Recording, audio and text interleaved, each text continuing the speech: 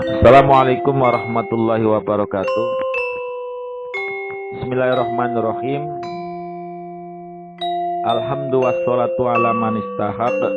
Qolal musannifu rahimahullahu ta'ala fi kitabihi Tanwirul Qulub Shahifah 424. Bismillahirrahmanirrahim. Qala Ibrahim bin Adham. Berkatalah Ibrahim bin Adham. Ibrahim bin Adham niki awalnya adalah orang kaya raya, bukan orang sufi. Hidupnya penuh dengan hura-hura, pesta pora, dan segala macam. Suatu ketika Ibrahim bin Adham ini melaksanakan perjalanan bepergian. Ada yang mengatakan berburu, karena perilaku orang kaya ini refreshnya ada yang dengan berburu, ada yang naik gunung yang tinggi dan macam-macam. Ibrahim bagian orang yang suka menghilangkan keruwetan dengan berburu. Saat berhenti di rest area atau di tempat, Ibrahim kemudian membuka tikarnya, menaruh makanan-makanannya. Saat makanan ditaruh di atas tikar, tiba-tiba ada burung gagak yang datang dari atas menyerobot sepotong rotinya, lalu dibawanya terbang jauh ke sana. Ibrahim memandanginya, bukan karena Ibrahim sayang eman-eman karena satu potong roti yang diambil oleh burung gagak, tapi ini membuat Ibrahim itu kagum. Ada apa gerangan sampai-sampai beraninya burung gagak mengambil roti yang ada di dekatnya? Apa burung gagak tidak takut? Kemudian Ibrahim dari kekagumannya ini, dia naik kuda dan menututinya. Terus-menerus mengintainya. Dari mulai jarak jauh mendekat, sampailah kepada tempat yang agak tinggi. Dia terperanjat karena ternyata burung itu hinggap di dada seorang yang sedang dalam keadaan terbelenggu, ditaleni. Lalu selesai burung itu memberikan makan, Ibrahim datang. Wahai fulan, gerangan Anda ini siapa? Bagaimana cerita dan kisahnya? Si fulan itu mengatakan, ana at-tajir. Ini keterangan didapat di dalam kitab Musfuriyah. Saya adalah seorang pedagang, kata orang yang terbelenggu. 7 hari yang lalu, saya dirampok. Diambil seluruh apa yang ada pada diri saya. Dan apa yang aku bawa di dalam kendaraan saya. Kendaraan saya pun diambilnya. Lalu mereka menyakiti aku. Kemudian membelenggu aku, mengikat aku, dan meninggalkan aku di sini. Semenjak mereka meninggalkanku, aku tidak pernah kelaparan. Karena setiap hari burung gagak ini datang membawa roti dan berada di dadaku memberi makan untukku. Subhanallah. Saat itu Ibrahim bin Adham, subhanallah, mohon maaf, saat itu Ibrahim bin Adham tersenyum.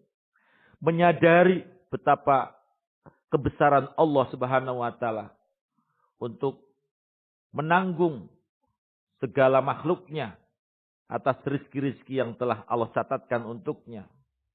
Lalu Ibrahim kembali membawanya dan menyampaikan kepada tempat tinggal orang tersebut. Selepas itu Ibrahim melepaskan jubah kehormatannya, menggantikan dengan jubah sufi. Memerdekakan hamba-hambanya, menjadikan hartanya dijadikan sebagai wakaf untuk kepentingan umum. Kemudian Ibrahim mengambil tongkat tanpa kendaraan menuju kepada rumah Allah, Ka'bah di Mekah. Dia tinggalkan hartanya, dia tinggalkan kesenangannya, dia tinggalkan dunianya. Ibrahim bin Adham pergi ke Mekah berjalan kaki tanpa bekal apapun. Tapi dia tidak pernah kelaparan. Karena tawakalnya kepada Allah Subhanahu wa taala. Sehingga beliau bisa bersimpuh di depan Ka'bah mengagungkan kalimah Allah dan tidak henti-hentinya mengucapkan alhamdulillah. alhamdulillah sebagai pujian syukur dia kepada zat yang maha segalanya. Ibrahim bin Adham memberikan kalimat mutiara. Ya, Ibrahim bin Adham ini meninggal di 777 Masehi. Ya, 770 Masehi. Baginda Nabi itu meninggalnya di 600 meninggalnya di 632. Jadi tidak agak jauh. Kalau baginda Nabi meninggal 632, berarti ada sisa 12 Hijriah. Nah, 12 Hijriah ini kemudian 777. Berarti ada 65. Ya. Ada 165. 104 ya. Mohon maaf, 145. 145 ditambah 12 berarti 154 Hijriah. Kurang lebih. Nah, beliau meninggal di kurang lebih itu 150 Hijrian atau 60 Hijrian. Apa kalimat mutiara yang beliau sampaikan berdasarkan penggalian, penekanan terhadap amalan-amalan syariat melalui metode sufi. Beliau mengatakan, qalbul mu'mini nakyun kal mir'ah. Ingat, hati seorang mukmin ini bersih laksana sebuah kaca. Memancarkan cahaya. Bisa untuk melihat sesuatu yang ada. Fala ya'ti syaitanu bisa'in ila absoroh. Jika setan datang untuk mempertipu daya dengan sesuatu, maka hati ini akan terasa, ini tipuan setan. Hati akan mengetahui bahwa ini adalah tipuan setan, perdayaan dari setan. Fa in aznaba dzamban ulqiyat fi nuqtatun sauda. Akan tetapi jika yang punya hati berbuat dosa, maka akan ditempelkannya sebuah sedelemukan hitam. Ada titik-titik hitam yang nempel kepada hati. Kalau dosanya satu berarti nempelnya satu. Kalau dosanya kecil-kecil, kalau dosanya besar-besar. Sehingga kalau terus-menerus berdosa atau melakukan maksiatan, maka hatinya akan kehilangan kebeningan, kebersihan itu. Maka akan menjadi hitam. Kemudian fa'in taba mukhiyat. Apabila orang yang melakukan dosa ini kemudian bertobat, maka hatinya dibersihkan. Wa in ngata ilal masyati walam yatub tadaba'at anuktah khatas yaswaddal qalbu. Akan tetapi jika terus-menerus melakukan kemaksiatan dan tidak bertobat, maka titik-titik hitam ini akan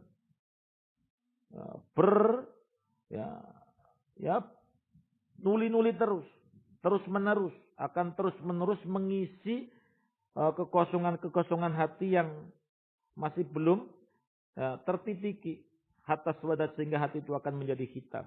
Nah, kalau sudah hati menjadi hitam, setan datang membawa tipu daya dia tidak tahu.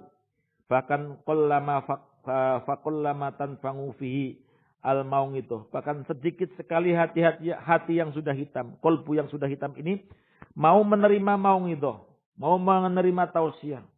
Tausiah lewat saja. Bal ya'ma balik. Dia buta mata hatinya. Yang buta bukan matanya, tapi yang buta adalah hatinya. Ngan idrokil haqqi. Saking menemukan kebenaran. Dia tidak bisa merasakan ini adalah kebenaran. Ini adalah kesalahan. Memakan yang haram dan memakan yang halal ini sama saja. Berbuat yang halal dan berbuat yang haram baginya sama saja. Sudah tidak bisa menemukan lagi. Wassolahiddin. Dan juga kebaikan agama. Wa yastahinu bi amril akhirah. Akhirnya ia menganggap enteng urusan akhirat. Wa yasta'zimu amrad dunya. Tapi masalah dunia dia pentingkan. Wa yastamu biha. Dia merasa ini adalah hal yang penting. Ini adalah merasa sesuatu yang agung. Sehingga pikirannya difokuskan kepada dunia, tenaganya difokuskan kepada dunia, matanya difokuskan kepada dunia, langkahnya difokuskan kepada dunia, hidupnya dunia, dari dunia ke dunia, terus menuju ke dunia. Nah, sehingga dia meninggalkan sesuatu yang penting menjadi tidak penting, yang tidak penting menjadi penting. Hatta idza qara'a sam'ahu amrul akhirati wa akhtariya. Sampai-sampai jika ia mendengar urusan akhirat dan bahayanya akhirat yang akan menimpa pada dirinya, dakhala min udunin wa kharaja min ukhra, maka akan masuk dari kuping kanan keluar ke kuping kiri. Walam yastaqira fil qalbi walam yuhariku ila taubat. Tidak akan pernah kebaikan-kebaikan itu akan diam memenuhi hatinya. Karena tidak pernah diam dan tidak memenuhi hatinya, tidak menggerakkan ia untuk bertobat. Tobat sepertinya tidak penting bagi dia. Ulaika ya'isu minal akhirati kama ya'isul kuffaru min ashabil kubur. Kalau di dalam Al-Quran, qad ya'isu. Mereka itu berputus asa dari akhirat. Artinya sama sekali tidak percaya adanya kebangkitan. Tidak percaya mereka sudah putus asa. Nah, artinya putus asa tidak mempercayai itu. Seperti orang-orang kafir dari ashabil kubur. Orang-orang yang sudah di alam barzakh sana. Mereka berputus asa yang harapannya kembali ke dunia untuk iman, untuk Islam, melakukan kebaikan. Mereka karena sudah tidak ada jalan lain menuju Roma, menuju dunia. Maka putus asa. Nah, keputusasaan ini dianalogikan keputusasaan orang yang masih hidup dari orang-orang kafir di dunia. Fa idza kana al-badanu sakiman la yanfa'u ta'am. Apabila jasad kita, badan kita sakit, maka ketahuilah makanan yang enak pun tak terasa, semuanya akan pahit. Yang biasanya lahap pun makannya sedikit.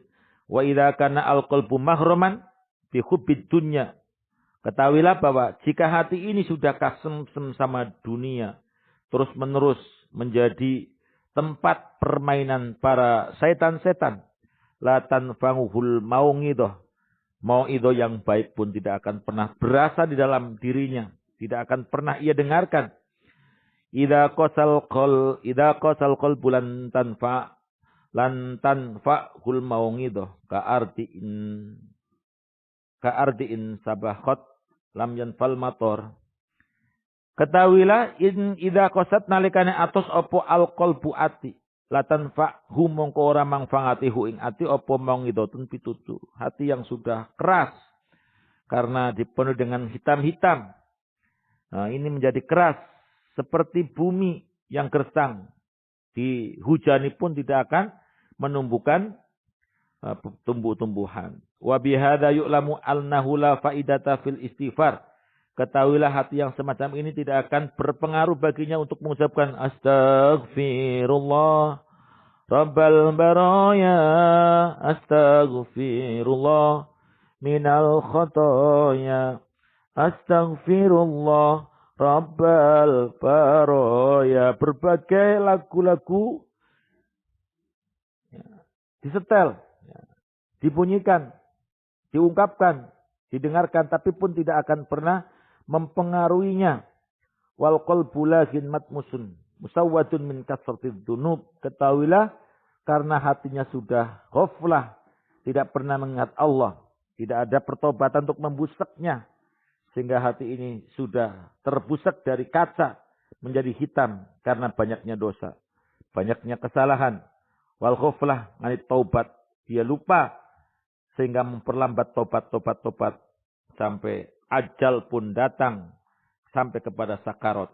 Fa innahu law sara yastaghfiru ana al-laili wa atrafan nahar. Sampai-sampai diandaikan, dianalogikan, jika seseorang yang semacam ini beristighfar malam dan siang, mengadil khalah, tapi kondisinya hatinya sudah tertutupi oleh dosa-dosanya, dia tidak mau bertobat, la yufidu syai'un, maka tidak akan bermanfaat baginya kalimat-kalimat istighfar. Wa rubbama kana sababan lil wabali wad dimar. Bahkan apapun yang dilakukannya dari perilaku-perilaku orang-orang istighfar ya. Apapun yang dilakukan dari istighfar orang-orang yang demikian, ini kadang-kadang menjadi kerusakan. Karena dipaksakan untuk membersihkan, sedangkan yang dibersihkan sudah tidak bisa mempan lagi. Maka yang rusak adalah zatnya yang ditempelinya. Walidha qolat robingatul angadawiyah istighfaruna yahtaju ila istighfar. Ketahuilah sebagaimana yang diucapkan atau yang diriwayatkan dari Robi al-Adawiyah, seorang wali perempuan yang sangat tenar, ini derajatnya tinggi, dia mengatakan istighfaruna yahtaju ila istighfarin. Istighfar kita itu butuh kepada istighfar lain. Jadi kalau kita istighfar karena istighfar ini tidak berfaedah, istighfar yang kita ucapkan butuh diistighfari lagi. Karena hal kita, tingkah lakunya, hati kita itu sudah terpenuhi oleh nuktoh-nuktoh sauda. Mudah-mudahan melalui kegiatan yang kita lakukan dalam 1 tahun yang telah terlewatkan, kita menyadari bahwa banyak dosa-dosa yang harus ditobati supaya dosa-dosa kita dihilangkan dari kalbu-kalbu kita. Sehingga kalbu kita akan kembali nakyun, kembali suci, bisa merasakan kebenaran, bisa mengetahui tipu daya setan. Semoga kita diselamatkan dari semua itu. Assalamualaikum warahmatullahi wabarakatuh.